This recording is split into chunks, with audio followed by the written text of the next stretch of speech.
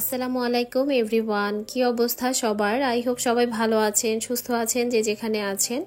আমরাও আল্লাহ তাআলার অশেষ রহমতে আলহামদুলিল্লাহ ভালো আছি। নতুন আরও একটি ব্লগে সবাইকে ওয়েলকাম করছি। আই হোপ আজকের ব্লগটাও ভালো লাগবে আপনাদের কাছে। তো সকাল থেকেই ব্লগটা শুরু করেছি। এখানে বাচ্চাদের টিফিনের জন্য আমি একটু মিনি পিৎজা বানাবো। তো ডোটা হচ্ছে আমি সকালেই রেডি করেছিলাম, এই জন্য খুব ভালো একটা ফুলেনি।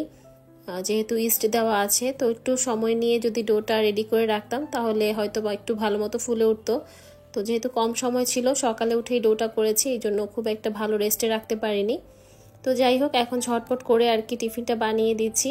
তো এখানে আমি একটা কেকের মোল্ড নিয়ে নিয়েছি, যেহেতু আমি 5টা মিনি পিৎজা বানাবো। তো একটা যে প্যান মানে পিৎজা প্যান আছে ওটাতে হবে না, এই জন্য কেকের একটা মোল্ড নিয়েছি, এটাতে আমি বানিয়ে নিচ্ছি। তো এই ভিডিওটা যেদিনকের সেদিন হচ্ছে আমি একটা রোজা রেখেছিলাম। তো আমার 3-4টা আর কি ভাঙতি রোজা ছিল। তো যেহেতু এখন একটু ঠান্ডা ঠান্ডা পড়েছে, ভাবলাম এই টাইমটাতে আর কি ভাঙতি যে রোজাগুলো আছে সেগুলো রেখে ফেলি। তো সেই হিসাবে একটা রোজা রেখেছিলাম। আর যেহেতু অনেকদিন পরেই আর কি রোজা রেখেছি, এই কারণে মানে একটু শরীরটাও বেশি খারাপ লাগছিল, মানে খুব একটা বেশি কাজকর্ম বা কিছু করতে ইচ্ছে করছিল না। তো সামনে তো আবার রোজা চলে আসবে, এই জন্য আগে থেকেই যে ভাঙতি রোজাগুলো আছে বা কাজা যে রোজাগুলো আছে সেগুলো আর কি করে ফেলতে হবে। তো যাই হোক, এখানে আমি সসেস দিয়ে হচ্ছে আজকে পিৎজাটা বানিয়ে দিচ্ছি। তো সসেসগুলো একটু লম্বা করে কেটে নিয়েছি, তারপর এখানে পেঁয়াজ দিয়ে দিচ্ছি, ক্যাপসিকাম দিয়ে দিচ্ছি। টপিংটা আসলে যে যার পছন্দ মতো বাসায় যা থাকে তা দিয়ে করলেই হয়। তো এখানে হচ্ছে ক্যাপসিকামটা নিয়ে আসছিলাম রাতের বেলায়, যেহেতু আজকে পিৎজা বানাবো এই জন্য ক্যাপসিকামটা আমি রাতে নিয়ে এসেছিলাম বাজার থেকে। তো এই তো এখানে মোজারেলা চিজ দিয়ে দিচ্ছি, আর হচ্ছে একটু চিলি ফ্লেক্স দিয়ে দিব উপরে। তো ভিডিওটি যারা এই পর্যন্ত কন্টিনিউ করছেন তাদের কাছে ছোট্ট একটা রিকোয়েস্ট থাকবে, ভিডিওটি ভালো লাগলে প্লিজ একটা লাইক দিতে ভুলবেন না। আর যারা এখনও আমার চ্যানেলটিকে সাবস্ক্রাইব করেনি, আমার লাইফস্টাইল ব্লগগুলো যদি আপনাদের কাছে ভালো লাগে তাহলে চাইলে কিন্তু আমার চ্যানেলটিকে সাবস্ক্রাইব করে আমার পাশেই থেকে যেতে পারেন। তো এই তো আমি ইলেকট্রিক ওভেনে হচ্ছে পিৎজাগুলো বেক করে নিব। আমার কাছে মনে হয় ইলেকট্রিক ওভেনে বেকিং আইটেমটা খুব বেশি ভালো হয়, মানে উপরে যে একটা কালার আসে না, ওইটা খুব সুন্দর আসে ইলেকট্রিক ওভেনে। আর আমার তো মাইক্রোওয়েভ আছে, যেটা কনভেকশন ওভেন, ওইটাতে আসলে আমার কাছে মনে হয় বেকিং আইটেমগুলো খুব একটা ভালো হয় না। যে কেক বানালে কেক দেখা যায় খুব ভালো ফুলে না। তো আমি যেটা ফেস করেছি আর কি, আমি জানি না অন্য কারো কেমন হয়, বাট আমারটা হয় না আর কি। ইলেকট্রিক ওভেন কেনার হচ্ছে আরও 4-5 বছর আগে থেকে আমি মাইক্রোওয়েভ ইউজ করি। তো আগে মাইক্রোওয়েভে আমি কেক বা যে কোনো টাইপের এই যে পিৎজা বেক বলেন সব কিছুই করতাম। তো আমার কাছে মনে হতো খুব একটা বেশি ভালো হতো না। তো যাই হোক, তারপর তো ইলেকট্রিক ওভেন কেনার পর থেকে ওখানেই কেক বেক করি, তারপর পিৎজা বানাই। তো আমার কাছে মানে পারফেক্ট লাগে আর কি। তো এর মধ্যে কিন্তু পিৎজাগুলো হয়ে গেছে, আমি বাচ্চাদের টিফিন বক্সে এখন দিয়ে দিচ্ছি। তো এই তো খুব সুন্দর কিন্তু পিৎজাগুলো বেক হয়েছে, আর 10 মিনিট সময়ের মধ্যে কিন্তু খুব সুন্দর পিৎজা রেডি। খুব তাড়াতাড়ি হয়ে যায়, তো আমার কাছে এর জন্য বেশি ভালো লাগে। তো এখানে আফসারা আর আলবিনা আমার 2 মেয়ের জন্য হচ্ছে টিফিনটা রেডি করে নিচ্ছি। আমার বড় ছেলে সে হচ্ছে স্কুলেই টিফিন খাবে, মানে স্কুলে ওকে টাকা দিয়ে দিয়েছে, ওখান থেকে কিনে খাবে বলছে। তো তারপরও আর কি যখন দেখছে যে আমি পিৎজা বানিয়েছি তখন কিন্তু এসে বললো যে মা আমাকেও 1 পিস দিয়ে দিও। পরে কিন্তু ওকেও আমি মানে 1 পিস দিয়েছিলাম, আর বাকি একটা ছিল সেটা হচ্ছে আদিয়ানের জন্য রেখে দিয়েছি। আমি যেহেতু রোজা ছিলাম, তো আমার তো আর সকালে নাস্তার কোনো কিছু নেই, ঝামেলা করতে হবে না। তো এই জন্য বাচ্চাদেরকে আর কি আজকে এই পিৎজা দিয়েই হচ্ছে সকালের নাস্তাটাও সেরে ফেলবো। তো এই ভিডিওটা হচ্ছে আমার আরও আগের ভিডিও, প্রায় 10 দিন হবে আর কি, 10 দিন আগের ভিডিও হবে। এখন তো বাচ্চাদের স্কুলে পরীক্ষা চলছে, তো এখন তো আর টিফিন দেওয়ার সেই ঝামেলাটা নেই।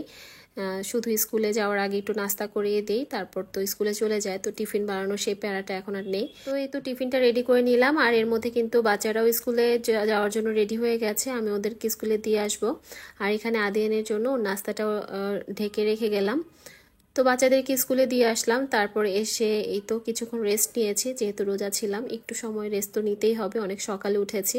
যদিও খুব বেশি সময় রেস্টে থাকা হয় না, যেহেতু ছোট্ট বাচ্চা আছে, একটু পরপর এসে উঠাবে যে তার এটা লাগবে ওইটা লাগবে।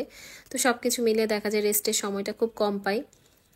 তারপরও একটু হালকা পাতলা তো রেস্ট নিতেই হয়, নিজের শরীরকেও একটু টাইম দিতে হয়। তো আমি আবার বেশিক্ষণ শুয়ে বসে থাকতে পারি না, আমার কাছে মনে হয় কাজের মধ্যে থাকলে সময়টা খুব তাড়াতাড়ি যায়। তো এর মধ্যে কিন্তু মানে উঠে এই যে ছেলের রুমের বিছানা চাদরটা চেঞ্জ করে দিলাম। বিছানা চাদরটা অবশ্য রাতেই আমি উঠিয়ে রেখেছিলাম। তারপর সকালে এই তো বিছানাটার চাদরটা বিছিয়ে দিলাম। আর এই চাদরটা আমার ছেলে খুব পছন্দ করেছে। এটা আমি একটা অনলাইন পেজ থেকে নিয়েছিলাম বিছানা চাদরটা।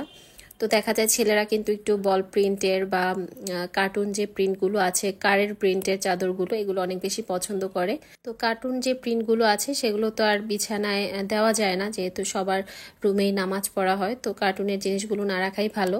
এই জন্য এই বল প্রিন্টের চাদরটা ওকে কিনে দিয়েছিলাম। তো বিছানায় দেওয়ার পর অনেক বেশি খুশি হয়েছে আমার ছেলে। স্কুল থেকে এসে দেখে তো সে অনেক খুশি। ও আগে দেখে নেই যে ওর জন্য এই চাদরটা আমি এনেছি। আর এই তো এখন রান্না বান্না করতে আসছি। আজকে খুবই সিম্পল রান্না বান্না করব, পালং শাক দিয়ে ডাল দিয়ে রান্না করব আর লাউ ভাজি করব। তো এখানে আমি ডালটা আগে সেদ্ধ দিয়ে নিয়েছি। তো ডালটা সেদ্ধ হয়ে গেলে তারপর পালং শাক দিয়ে আর কি রান্না করে নিব। তো ডাল দিয়ে পালং শাক কে কে রান্না করে খেয়েছেন? আমার কাছে পালং শাক ভাজির থেকে মানে এরকম ডাল দিয়ে রান্না করলে বেশি ভালো লাগে। আর বাচ্চারাও অনেক বেশি পছন্দ করে আর কি ডাল দিয়ে রান্না করলে। আর এই চুলাতে আমি হচ্ছে লাউ ভাজিটাও বসিয়ে দিচ্ছি। একদমই সিম্পল রান্নাবান্না করব আজকে। আর কোনো মাছ মাংস কিচ্ছু রান্না করব না। যদি বাচ্চারা না খায় তাহলে একটু ডিম ভাজি করে দিব। প্রতিদিন আসলে একই টাইপের রান্নাবান্না, মাছ মাংস এগুলো একদমই ভালো লাগে না। মাঝে মাঝে সবজি ভাজি এগুলো কিন্তু খেতে ভালো লাগে। তো এখন যেহেতু শীতকালীন অনেক সবজি বের হয়েছে, তো বেশিরভাগ সময় সবজিই ভালো লাগবে। আর এখন সবজি রান্না করলেও কিন্তু অনেক বেশি মজা হয় খেতে। তো এর মধ্যে ডালটা সেদ্ধ হয়ে গেছে, আমি পালং শাকগুলো দিয়ে দিচ্ছি। তো পালং শাক থেকেও অনেক পানি উঠে, ওইটাতে আর এক্সট্রা কোনো পানি দেওয়ার প্রয়োজন হবে না। এই পানিটাতেই মানে পালং শাক থেকে যে পানি উঠবে তাতেই কিন্তু রান্নাটা হয়ে যাবে। তো পালং শাক রান্নাটা কিন্তু কমপ্লিট। এখন হচ্ছে একটু বাগার দিয়ে নিব।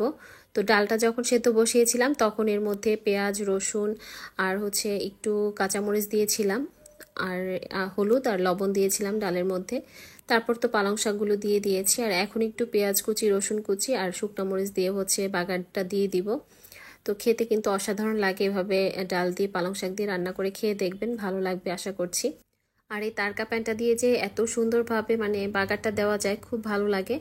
ডাল বাগার দেওয়ার জন্য খুব পারফেক্ট একটা প্যান। বা যে কোনো তরকারিতে একটু বাগার দিই না আমরা, তখন কিন্তু এই প্যানটাতে খুব সুন্দরভাবে আর কি বাগারটা দেওয়া যায়। এই তো উপর থেকে একটু ধনিয়া পাতা দিয়ে দিয়েছি। এখন আমি বাটিতে একবারে সার্ভ করে নিব। আর যে পাতিলটাতে রান্না করেছি সেই পাতিলটাও একবার ওয়াশ করে ফেলবো। তাহলে দেখা যাবে যে একবারে কিন্তু আমার রান্নাবান্নার কাজও কমপ্লিট আর সব কিছু ধোয়া মোছাও কমপ্লিট হয়ে যাবে। এরপর তো বাচ্চাদের স্কুল থেকে আনতে যেতে হবে, নিজের গোসল নামাজ সব কিছু মিলিয়ে অনেকটা সময় পরে আবার ক্যামেরাটা অন করলাম। এখন হচ্ছে মাগরিবের নামাজের পরে। বলেছিলাম যে আমি রোজা ছিলাম, এই জন্য আমার জন্য আমি একটু ইফতার আইটেমটা রেডি করে নিয়েছি। তো ভেবেছিলাম প্রথমে ভাত খাবো, তো পরে আর ভাতটা খাওয়া হয়নি, এভাবে একটু ওটস নিয়ে নিয়েছি। ওটসের সাথে এই তো দুধ, কলা আর হচ্ছে আপেল নিয়েছি। একবারই আর কি একটা ভালো হেলদি খাবার হয়ে গেছে। আর এই তো পাশাপাশি বাচ্চাদেরকেও পড়াচ্ছি। তো আমার আজকের ভিডিওটা এই পর্যন্তই ছিল। আই হোপ আপনাদের কাছে আজকের ভিডিওটা ভালো লেগেছে। অবশ্যই কমেন্ট করে জানাবেন যে ভিডিওটা কেমন লেগেছে। তো সবাই ভালো থাকবেন। আল্লাহ হাফিজ।